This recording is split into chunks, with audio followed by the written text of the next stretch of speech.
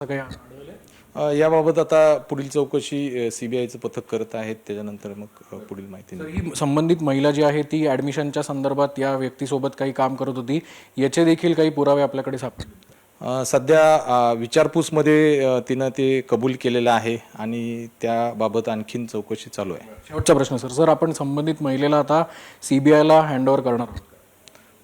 सीबीआयचं पथक आता त्यांना पुढील सखोल तपासासाठी घेऊन गेलेलं आहे. तर आपण बघू शकतोय की पुणे पोलिसांची अत्यंत महत्त्वाची ही कामगिरी म्हणावी लागेल, कारण एका बाजूला नाशिकमध्ये ज्या मुख्य आरोपीला नाशिक पोलिसांनी सीबीआयच्या आता कस्टडीमध्ये दिलं आहे, दुसऱ्या बाजूला पुण्यात सुद्धा एका महिलेनी थेट नीट प्रकरणात जे आरोपी आहेत त्याच्यापर्यंत विद्यार्थ्यांना पोहोचता यावं याच्यासाठी देखील एक मार्ग अवलंबला होता. हाच मार्ग जो आहे तो पुणे पोलिसांनी आता तोडून टाकलेला असून या महिलेला ताब्यात घेतलं असून याची पुढची चौकशी जी आहे ती आता केंद्रीय यंत्रणा म्हणजेच सीबीआय कडनं केली जाणार आहे.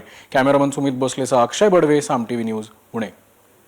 तर आपण पाहतोय नीट पेपर फुटी प्रकरणातली सर्वात मोठी बातमी. नीट पेपर फुटी प्रकरणात पुणे पोलिसांनी मोठी कारवाई करत एका महिलेला ताब्यात घेतलाय. पुण्यातील बिव्वेवाडी परिसरातून मनीषा वाघमारे हिला ताब्यात घेण्यात आलंय. पहाटे तिला अटक करण्यात आली. ब्युटी पार्लर चालवणारी ही महिला मुख्य आरोपी धनंजय लोखंडेला मदत करत असल्याचा संशय पोलिसांनी व्यक्त केला. विद्यार्थ्यांशी संपर्क साधून त्यांना आरोपीपर्यंत पोहोचवण्याचं काम ही महिला करत असायची असं तपासात समोर आलंय. पोलिसांनी तिचा लॅपटॉप आणि मोबाईल देखील जप्त केलाय. ही आरोपी महिला या महिलेला आज सीबीआयच्या स्वाधीन करणार असल्याची माहिती समोर येते. पुण्याच्या बिव्वेवाडीत मनीषा वाघमारे ब्युटी पार्लर चालवायची. संशयित आरोपी धनंजय लोखंडे आणि विद्यार्थ्यांमधील मुख्य दुव्याचं काम ती करायची. नीट परीक्षार्थ्यांना शोधून त्यांना धनंजय लोखंडेपर्यंत पोहोचवण्याची महत्त्वाची जबाबदारी ती पार पाडायची.